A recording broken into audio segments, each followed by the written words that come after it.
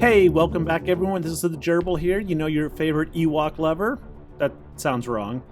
Anyway, so our Galactic Challenge is Tatooine Jawas, bonuses for Ewoks, and I'm just going to have to say this event was a whole lot of bullshit. That means not very good.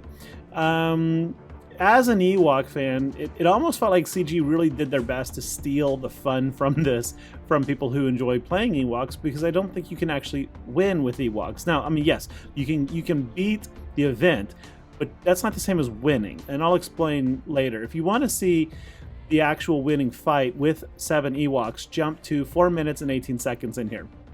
All right, so I'm going to walk you through my first battle. I'm going to speed it up. I thought with Relic 7 God mods that I could just rush through for a win or a kill, and I was like, wow, that didn't work. Scavengers back to full protection. See, I didn't read the bonus modifiers. Didn't really think I would need to. I thought surely nobody can win this event unless you have absolutely god tier Ewoks to begin with, and there's only a handful of us in the world that do that. So I thought this will be an easy win. I'll post on Reddit and have some fun. And I got my butt kicked here. See, we're going to go look at those modifiers in a second, but one of the feats is to get, I think, 30 attacks out of turn. So I thought we'll just go with all the assists. And that seemed logical, but in retrospect, I understand that when they give you a feat to attack out of turns, that's something Ewoks do automatically. That's easy. That should have been a red flag that this is actually not the strategy you want. You don't want to attack out of turn for the most part. So my first attempt was an absolute wash. So let's go check out those feats. Here we go. Dune stands for, at the end of every turn, all units, that includes the Jawas, both sides, are inflicted with damage over time. Okay, interesting that doesn't work when Wicket takes his extra turns. You kind of get screwed by that. Booby Trap. Ewoks have 50% counter chance, which hurts you. Bonus speed whenever an enemy targets an Ewok while attacking a turn. They have that, they get stunned. Basically, it's the same feat, similar to the feature in Conquest, right? So if Jawas attack out of turn, they're going to get stunned, and they're not going to do that often, so just ignore that. Shurugawa. All right, Jawa allies have 100% bonus protection. Whenever a thermal detonator deals damage, they're going to recover 100% protection, gain 5% speed to a maximum of 100+%. So they're going to double their speed. At the end of every turn, if a Jawa ally was damaged by a debuff or enemy that turn, inflict a detonator on each enemy. So basically, this is very, very similar to the Jawa Omicron. So your Ewoks are going to go up essentially against Omicron Jawas. All right, so here we go. This is round 2. Now that I kind of know what I'm doing, I've got Ewok Scout in there because Tebow and Paploo are both tanks. So I'm trying to get the feat with the no tank, and I've increased the speed to 4 times, 400% of 4 times, and you can see that sucked royally. So then I start to really figure out, okay, don't assist out of turn. You actually want to keep the turn meter train going as much as you can, because you don't want the Jawas taking turns, but at the same time, you don't want to assist, because when you do, you're just unnecessarily gaining stacks of thermal detonators. So you're at a major disadvantage. Look at that, internet problems. Okay, there we go. Fix the internet. All right, no feats. I'm 0 for 3. And I'm like, okay, well, yeah, Tebow's a tank. Screw it, let's put in Paploo in here. Because Paploo, every one of those damage over time effects and detonators, he's going to recover 5% health and protection. So he's going to have a lot more survivability. And my hope at this point was just to stay alive long enough that Paploo outlasts everyone and the Jawas blow up, right? So Paploo, if you don't have that Zeta, I can't imagine this being possible. And if you don't have just insane amounts of health and protection on him for an Ewok, this is unimaginable, right? All right, so my strategy didn't work first time around, and this one it did. I think this is my 5th attempt, and so I've slowed it back down. We're at normal speed here, and the strategy remains the same. Avoid assists as much as possible. Avoid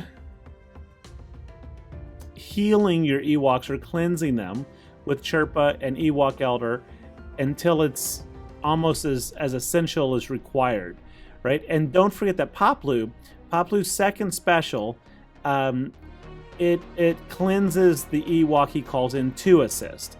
So Paploo is one that you're going to actually want to call the assists from. right? So like right now, my Ewok Elder, he and Paploo are the two most critical here. Wicket is just like a problem in the way. His AoE is going to spam you full of damage over time and thermal detonators. His extra turns are going to count against you. So this might actually be easier with Scout, except, I mean, like, who the hell has a high Relic Scout? Mine's at Relic 3, and as much as I love my Ewoks, there's no way I can justify taking him up to higher relics right now. I mean, I'm on a months-long quest for Jedi Knight Kenobi.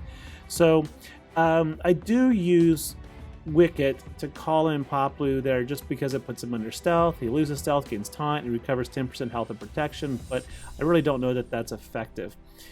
This took a lot of RNG.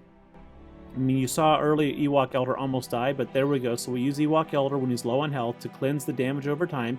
You cannot cleanse the thermal detonators. That's just good luck with that. See, this AoE from Wicket will give everybody turn meter and give everybody health, but he's going to damage 5 enemy Jawas, putting on 5 stacks of thermal detonators. So that's kind of counterintuitive not to use that AoE as well. You can try to daze and debuff with Paploo, you know, and cleanse the buffs with Paploo, or not Paploo, Logray, and cleanse the buffs with Paploo's basic as much as you can. I didn't even think about that until pretty late into this match. So yeah, this is just annoying, very difficult, and RNG based, because if Elder dies right here, see, Elder's almost dead again. Fortunately, we revived the right Ewok. That was total luck. We revived Paploo, but you can see Paploo's already back up to almost full health. Here, we're going to use the basic or special to cleanse the damage over times off Elder. Elder's going to heal up. He's back to full. And all we're doing is hoping to survive. I mean, look, we got 37 damage over time effects on the Jawas. We're just hoping to survive. I mean, how is this fun, CG? Crossing your fingers and hoping for RNG is not fun. See, now we're down to 1v3, and we got it. That's it. It's RNG and survivability. And I'm going to take some screenshots here because I put pictures on Reddit. But I got all the feats, of course, except for the no tank. And if you're curious, here's the mods and my Ewoks. We'll just go through a couple of them. I'm not going to do all of them here just to save time, but yeah, screenshot a few of these. Let's exit out and go over to my Ewoks. Okay, and search, scroll, Ewok, click. All right, see, they're all Relic 7 except for Tebow and Scout. They're Relic 3.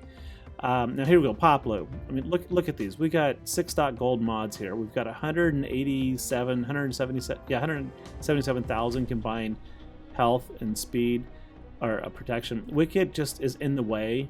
I've got him modded for crit damage. Interestingly, my mods are not actually optimized for my Ewoks. They're just the mods I grew up with and love on them. So we got a lot of health and protection and speed on Elder.